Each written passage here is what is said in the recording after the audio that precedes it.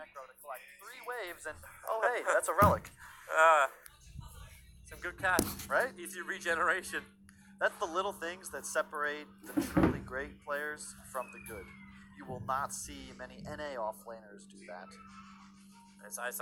This guy's the king of micro.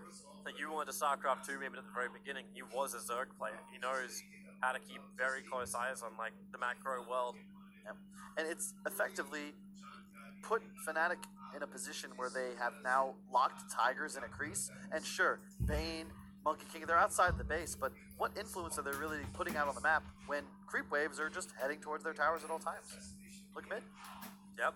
Look at Lina. Oh no. It's even more. Like, they know there's no one behind Lina because at some point that observer ward got inside the Radiant base. They see everything as far as the defense goes, and well, that's a level 1 Necrobook only. But 22 minutes in, maybe they feel confident enough. Necrobook just came off cooldown. They're gonna push the tier 3 tower.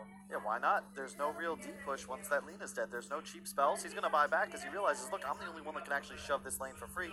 And again, Ice still cutting top wave. Gonna teach us did it, he'll do it again. They have a nice ward down that gives a little bit of vision inside the base. Just very smooth play from Fnatic, and something we didn't see in the previous series. They are very aware of their timings. They're gonna hit a point where they have Refresher on Tide, Radiance Necro, and Arc Warden with, I would imagine, he doesn't even need to do anything, he just keeps farming, but now you're gonna get Aegis and Refresher, and then you're gonna go high ground and win. BKB is now completed for the Terror Blade, so he's got a little bit more of a chance to stand and not just be disabled by the Ravage. They need Moon as well to have the same thing, and that's what Moon's farming into. And this may be also the other primary reason why Tigers are just trying to delay this game as much as they possibly can. Goodbye, Bane. And what have I talked about over and over and over? The top tier teams on Dire, this is the area of the map they play.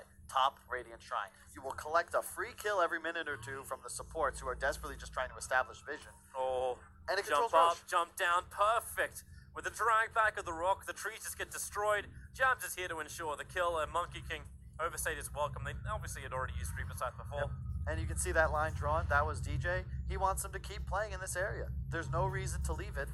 Eventually, you've got to walk up that high ground just to establish some semblance of map control, and it gives you the 2 most valuable lanes to cut as well, because top and mid is how you play around Roshan.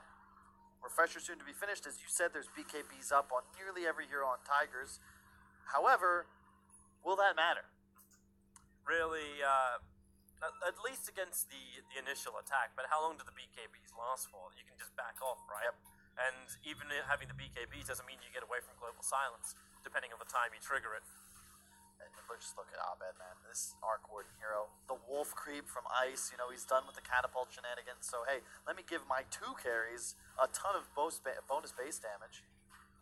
Bottom, you're going to have Lina, who has bought back, recall, pushing bottom. The rest of his team considering joining him. They'll take those bottom bounties, but Fnatic don't really care. They're continuing to expand upon their lead. Yeah, they take the top. They take the top bounties. And now with an Aegis the Immortal in the back of the Arc Warden, just going high ground is a lot more like appealing to them.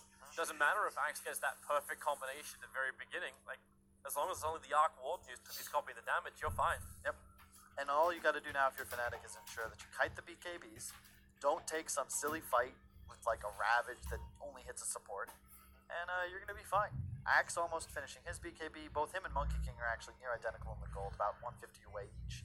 TB, of course, has his, but not quite there with the damage output just yet. Yeah, he's taking his time to, like, just with a split push, try and stay on top of the game. But a smoke gank up by Fnatic. Most definitely looking to hunt. Arc Warden can just push down the mid and they use him as bait. He's got bots up as well to join the team whenever he's needed. Because Zeph is just trying to force the bottom lane. He's battling the Alpha Wolf at the moment. They may need a new creep. This is really cool play from Fnatic. They push mid, the clone's bottom, shoving that lane out, and now it's simple. Just collapse towards top. Or bottom. You choose. Well, they're gonna find the Lina. So Jabs silences him up. The Line Striker Ray will be able to connect him by a little bit of space, but the Reaper Scythe is going to do his work. 2 minutes? No buyback. No buyback and dead for 2 minutes. Alright, sure. And that was, once again, the only hero on Tigers that has an easy method of shoving these lanes. Otherwise, who does it? Like, you can't blow Taunt or Meta or Monkey King Stun without being punished for it later. You need all these tools if you want to have any hope of winning a fight. Collect another tier 2 for free. Monkey does finish his BKB, as does Axe, but you need this flawless team fight. You only have one real initiator. Fnatic's got 3 heroes with Blink and a global silence to cover on top of your BKBs. Yeah. It's almost that point where you look to see Ice blink in, Yeah. blow the Ravage, just get the BKBs off, and then burn the global silence. I'll bet you he fakes out at fakes it. least 1 or 2 BKBs with the typical Ice backstroke. Yeah, maybe he doesn't care anyway. He's still a refresher rob. He's still got double Ravage as well. Yeah, they know Lina has no BKB. Here's a nice smoke move from Tigers. You gotta make something happen. You can't let Wrapping him see around your the base. back. Observer and Sentry were not there. It was only the Sentry from Fnatic. So they don't see, so they start their push.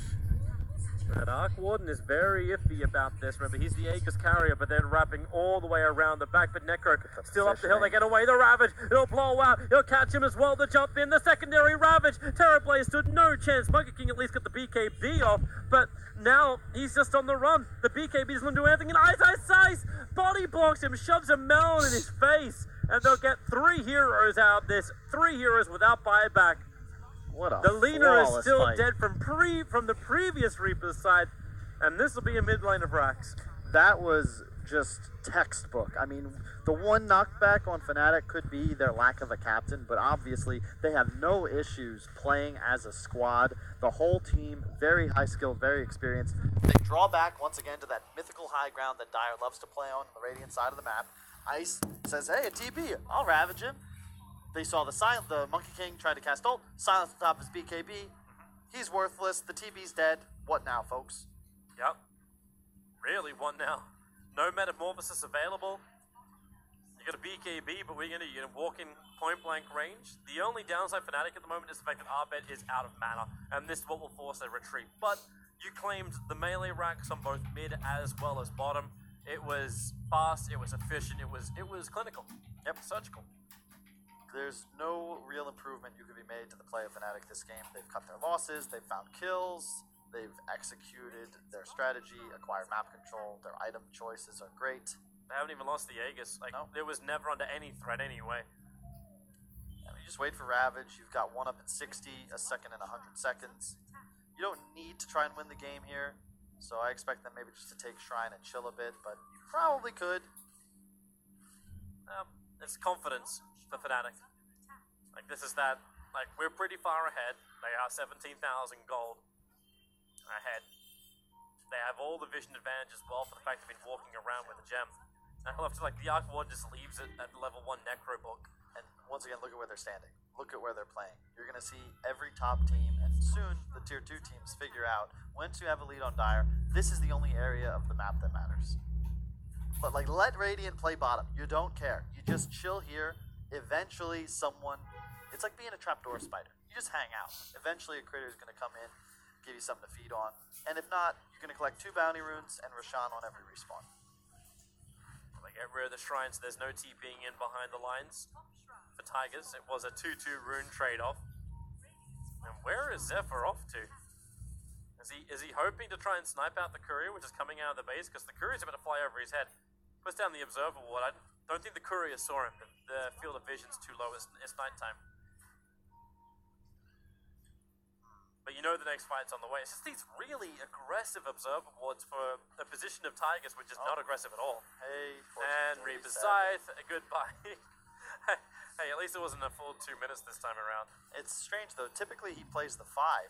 Obviously 14-7 the captain, but this game elects to put himself on the 4, something I've seen other players make the mistake of as well. And he is currently 1-6-1. Not the ideal game for him. Blink Colt with the Blade Melt, trying to bring down the clone only. Got him. But it's still a kill on a clone. It's just not the one he thought it was going to be. He burnt BKB for this, which now means that double Ravage of Ice should hit the axe both times. Yep. And that means Terrablaze is the only other one we have to watch as far as initiation goes. They know Lina won't have gold for buyback because they saw the Ags purchased. They can play very aggressive here. There's no real need. I mean, at any point, Ice can just be like, all right, guys, I'm done. The double 4-star pushing Arbet's clone into the back lines. He's still got the mana style on it too. Such heavy damage. Moon has to call once again. And he's losing so much life. A blink into Ravage and Moon is dead. And in fact, MP just, the Nightmare, it saves him. No, it doesn't. Jabs was still in range. Ravage number 1, Ravage number 2, and GG well played comes out while they're still up in the air. Fnatic, it is a very well-deserved win here in Game 1. Yep, this is one of my picks for top 4 at this tournament, almost for sure. They've done nothing to demonstrate that they